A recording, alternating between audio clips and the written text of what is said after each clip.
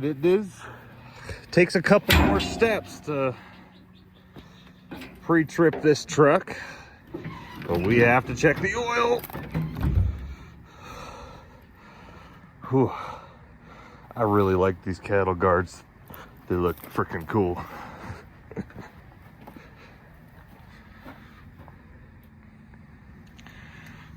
Check the oil. Oil's good. And I did double dip, just so you know. Just didn't record it. Coming around this side.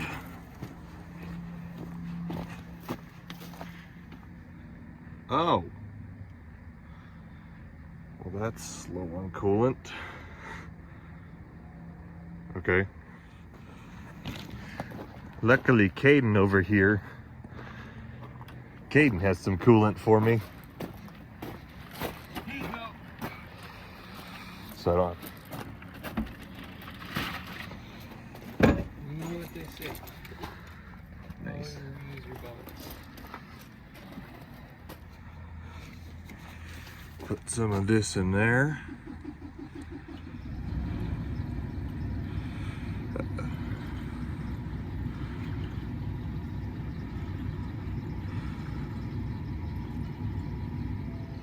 This is why you always do your pre-trip.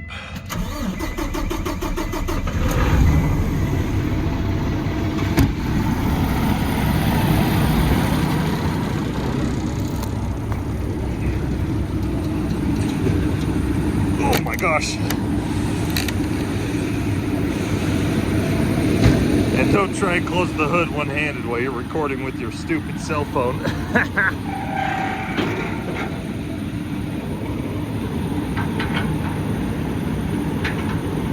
I really like these. These are just screw-ons. You screw on this one. And then you have this pin to tighten it, and it goes right here when you're done. All right, my lights are good. I think my airbags are good. Oh, my pin. It's supposed to be like that. Well, those pins are out.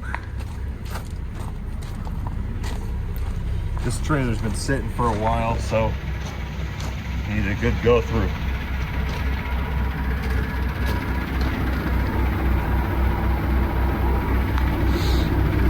This stupid handle's broken, but not the end of the world. All right, yeah, so that's Caden, my brother. And then this truck over here, it's we're all three going to the same place. So my coolant light is still buzzing. Oh, never mind, it went away. That was funny. I put a whole gallon of coolant in it, so I didn't see any leaks, but this truck has been sitting for a little bit. This is one of our backup trucks. So there he goes pulling out, and I'll follow right behind him. Here he comes. I'm waiting at the gate. That's me parked over there.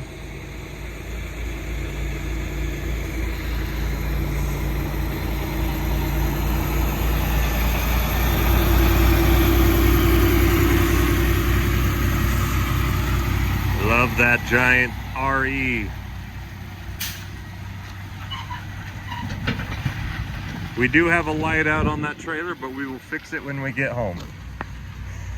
We're not going too far. We gotta be up in Grantsville, Utah.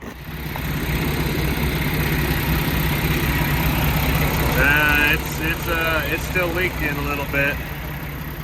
We're here at the R&B's, or the Phillips 66 R&B's here in Bountiful, Utah. It's a cute little truck stop. You can stop by. They've got a Dairy Queen.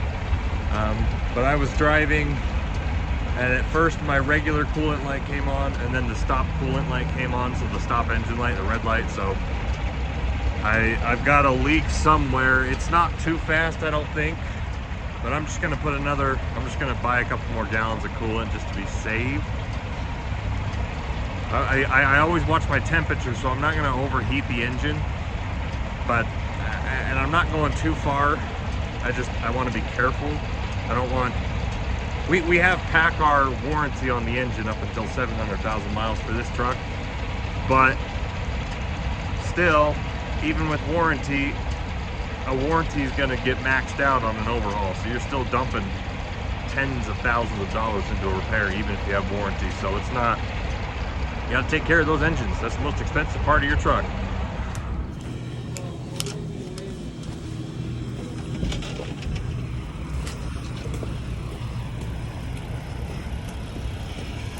Oh, look at that. I love my stickers on my old trailers. Oh, they sure look nice, huh? I mean, I don't see a leak anywhere, so it's topped up now. We're right at the full line right there. I don't see any puddles. Maybe it really was just low. I don't. We did. I'm trying to remember. This truck has literally been sitting for about a month and a half. But I don't know.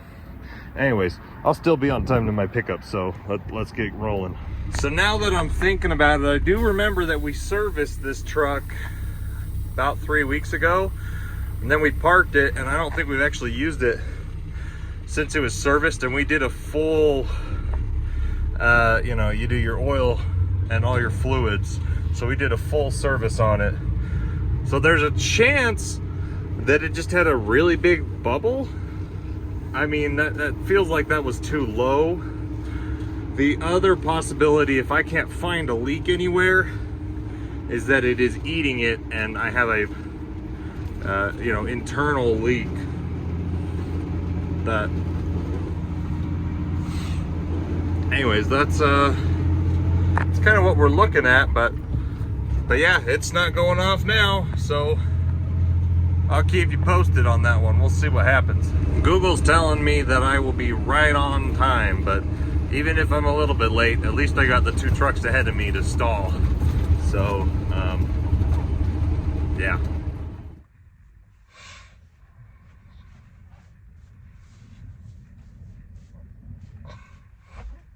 Well, good morning. I don't know why the brokers told us to be here at 6 a.m., but we are here and there's nobody here. Oh my gosh. Frickin' TQL. Just kidding. I actually really like TQL. I know they get a lot of hate. A little bit brighter in here. I need to stop videoing at night because it makes the video all messed up. I don't know if you can hear that on the camera or not. It's like super windy here in Eagle Mountain. So like the wind is blowing through Caden's trailer. Caden and my dad are ahead of me because I had to stop and get some coolant. So all 3 of us are here this morning waiting. There's also like 10 other trucks waiting as well. So I'm not sure what's going on. So anyways, yeah, this is a pretty huge facility. I don't think we're in the right place because they told us to be here at 6 and nobody's here. I think it's the north end, but the address is taking us to this front gate. So I don't know. I emailed the broker from TQL and he said, just be patient. Detention starts now. And I was like, cool, bro. So yeah, no. I actually really like TQL. I know they get a lot of hate. I know Just Trucking, he had I don't know whose fault it was, that situation, but he had a run-in with them, and I don't know, TQL, from my personal experience, has always actually been pretty good. Some of their rates are lower, but TQL is the parent company, so there's bad brokers and there's good brokers in the division of TQL. And the best thing that I really appreciated about TQL is they will work with you day one, unless it's changed. But when we got our authority 3 years ago, they were booking me on loads and nobody else would. So we were already hauling our own product at the time, so it wasn't like I needed freight from a broker. But you know, when you have your dedicated lane it's usually one way, so you have to book a load to get you home. And TQL would always work with me. They were respectful. They, you know, so they worked with me when we first got our MC authority. So that is one good thing about them. You will have mean, dumb brokers, especially some of the guys that are booking loads out of Denver. They can be kind of mean. But overall, my experience with TQL has actually been pretty good. So it just depends on which broker you talk to in the company. So I don't know. But yeah, we are here in Eagle Mountain, and the security lady came and talked to me, and I'm like, look, I got 3 trucks here. I know there's 8 other trucks coming as well. And she's like, I have no idea what you're here for, but the gate opens at 7:45. And I'm like, oh, great. So I was hanging out with Caden, and for a little bit, I might go back and hang out with him because he's in the sleeper truck, the new Peterbilt. And so this truck obviously doesn't have a sleeper, but it is freaking cold outside. I'm wearing my, you might ask me what this ghetto sweatshirt is. I bought it at City Trends in Detroit, Michigan last time I was up driving through the Midwest. But yeah, it's got like gold on the sleeves and like maroon. I actually really like it. It's a pretty good quality jump jacket. So anyways, maybe I'll start videoing again when it gets brighter, but that sounds really cool with the wind blowing through the trailers. Well, it's finally getting brighter outside. You can see the ridge over there. Caden is all the way up there at the front of the line. Lucky duck, he pulled in right to the gate and just waited for someone to get here. But me and my dad, this is my dad right in front of us, we were kind of just chilling here because there was nowhere to really park, and 3 other dudes passed us. But some of these trucks are loaded. The guy that is behind me, he's loaded coming from Kentucky, so that's interesting. So some of us are empty, some of us are loaded. I don't know if we're in the right place, but we all started inching up because they just opened the gate. So we'll see what happens to Caden. They're gonna try and figure out what's going on, I guess. I don't know what we're doing, but whatever. Well, there they go. The gate's opened, and there goes Caden. He's first in because he kind of budged everybody, but I don't feel bad because people budged me. There's those 3 ding-dongs right there. I was here before them, so. Oh, no, never mind. The gate went back down. Oh, they already came and talked to us, so I thought we were going to just roll straight through. Oh, well, whatever. I'll at least pull up 1 semi-truck length, so it makes me feel a little better.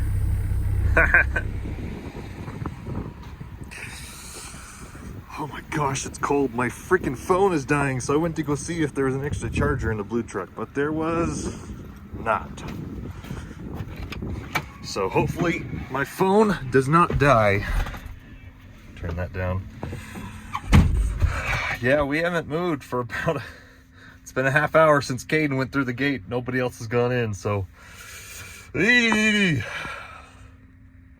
might be all freaking day that we're waiting here. This is kind of gonna be ridiculous. Finally, I am up to the front of the line here. Oh. It is now 10 o'clock. I have been here for 4 hours. Yikes. All right, we are here in the dock. Caden is over there. He's been sitting at the dock door forever. And, oh, there's the other truck. Well, this is not what I was planning on doing today.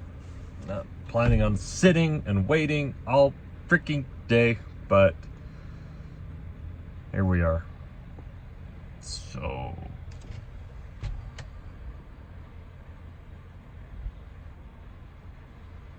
I'm going crazy. Ow! So we are now 6 hours in, and the guy just came to me and said they overbooked and they're probably gonna send 2 trucks home, and they're trying to decide who. So yeah, I don't know what's gonna happen. Oh my gosh.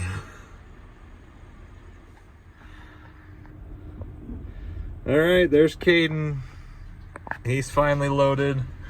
They took my dad over to he was in the blue truck. They took him over to a different dock. But now I'm in the dock. See that red light? I'm locked in. I guess I'm getting different stuff than what those two guys are getting. So they wanted me to back in first because mine's different and ready. So I can feel them moving around in there. Hopefully we're not here much longer. All right, we are finally done. I gave them the straps. They're just strapping it in. So they said another 5 minutes, then I'm good to go. So 8 hours total. I'm tired, dude.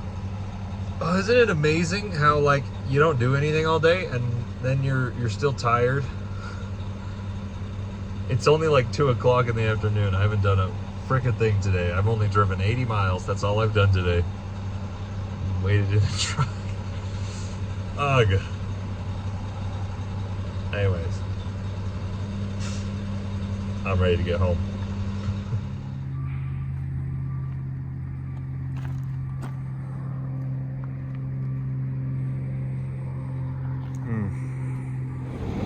Oh wow, this truck is dirty. We need to give her a wash.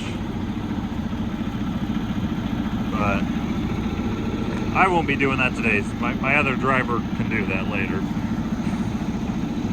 Alrighty. I just need this to move a couple trailers around. It's still beeping at me. Okay, never mind. We'll wait. We'll give her another minute to warm up. Alright. We're just going to be backing up. See the trailer back here, hooking up. The tarp bar was bent. So they just put a new tarp bar on it.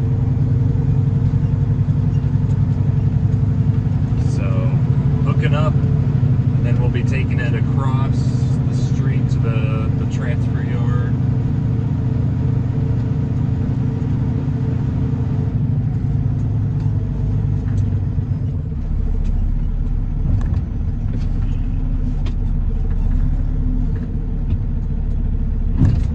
Alrighty, I heard that click, so.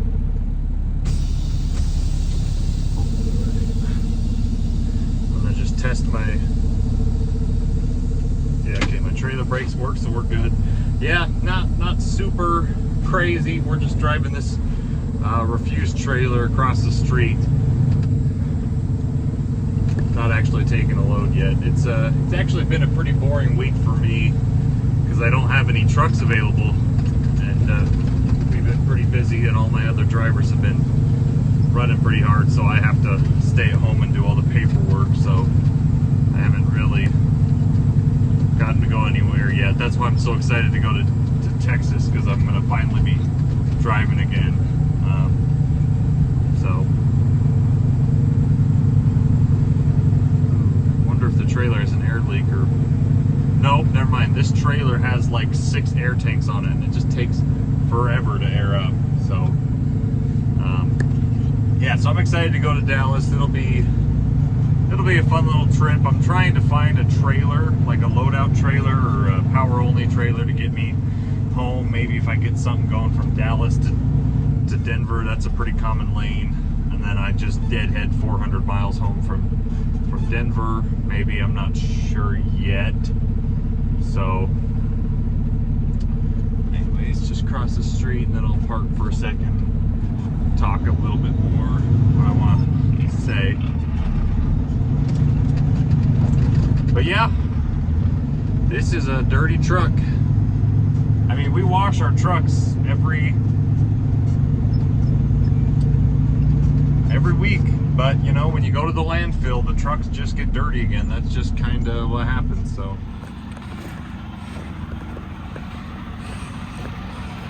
all right, there's my dirty truck. We got all these trailers up here, and then they got 2 up there that they're loading, and then we got a couple more that are on the road. So I just gotta say, guys, the channel is growing pretty fast, and I'm appreciating all the support from you guys liking and subscribing. I think we're at 1,500 subscribers now, and that's just incredible to me, because I don't even know 1,000 people. You know, I don't even know if I know 100 people. Just kidding. I do know 100 people. But there's been a lot of comments asking, what kind of trucking do I do? How many trucks do I own? What do we do? You know, I've done other videos where I've kind of tried to explain my entrance into trucking, and maybe I'll make another full-length video of me just talking in the future. Let me turn the truck off, it's kind of loud. Yeah, there's a lot of people asking that. Let me roll the windows down, it's kind of hot. This truck has the stupid sensor, so it buzzes when you start the truck and when you drive over the lines, and it's freaking annoying. But Peterbilt will charge you $500 to remove all the safety equipment, so I don't know. So yeah, what the main thing that we do, that my local trucks do, is we do garbage or refuse tipper trailers, or live walking floor trailers. We got into trucking because my dad had a recycling plant, and we started hauling garbage, recycling, like paper products, paper bales, cardboard bales, and eventually that's what, during the pandemic, got us into over the road when there was the truck shortage and nobody would haul our long distance commodities. But the local stuff we've always done. So the heavy haul garbage trailers, I've made a couple videos of me taking those to the landfill, but those videos don't do very good on YouTube. People, you know, a lot of people are talking about how dirty and disgusting my trucks are, and I'm like, oh, what do you want me to do about it, dude? You wash the truck and the next day it's dirty again. That's just, you know, you're driving on the dirt road out to the landfill, the truck's gonna get dirty. They're not show trucks, they're work trucks. So, I don't know. I can make more videos of going to the landfill, but that's our primary lane. I have local drivers that do garbage loads. They're hauling these heavy trailers, anywhere from 20 to 40 tons of garbage out to the landfill. And that's our main thing. But lately we've been getting into the over the road. The last 3 years we've been doing over the road, so dry van. The cardboard and paper loads that got us into that, we don't really do that anymore. So we're more doing general commodities, and then we have a couple other consistent dedicated lanes that keep my dry van drivers busy. Regional, you're not over the road for weeks at a time, you're out and back. You know, I get my drivers home usually twice a week. If not, I at least get them home for their 34-hour reset. So we're not really truly over the road. So yeah, that's what we do. Refuse, tipper, garbage, heavy haul, and then general commodities on the regional side. What else? A couple other common questions. Had a lot of people asking if they could lease on to me if they own their truck. Unfortunately, we don't do that. I don't have any 1099 or owner operators that work for me. Where we're such a small fleet, it's not really something that we would do. I mean, I would need to figure out how something like that would work. I'm not opposed to it. I don't want to get myself in trouble. I don't want to get audited. I don't want to mess anything up. So all my drivers are company drivers. And that's just the way we've always done it. I have trucks that are leased on to the fleet, but it works out a little bit better because it's a family fleet. It's not a big mega carrier that I'm leasing trucks onto like Landstar. It's not like I'm leasing 5 trucks onto Landstar and then they take care of the trucks and I just oversee it. No, I am dispatching and managing all the over-the-road trucks. That's what I do. And then once I get everyone else lined up, you know, I'll book hot loads for myself, or if I see a hot load coming out of Utah, that's what I do. So most of the loads that you see me taking, either I'm doing a rescue load for one of my drivers, or I'm doing a hot load that popped up on the load board and it's paying super good, enough for me to not pack anything. I just pick it up and go, you know. So yeah, general freight and dry vans and heavy haul garbage. That's what we generally do. So yeah, that's me. I'll do a more in-depth, maybe I can do another why trucking video, why I'm still doing over the road in the future. But yeah, so we have the local garbage trucks and the over the road general freight trucks. Yep.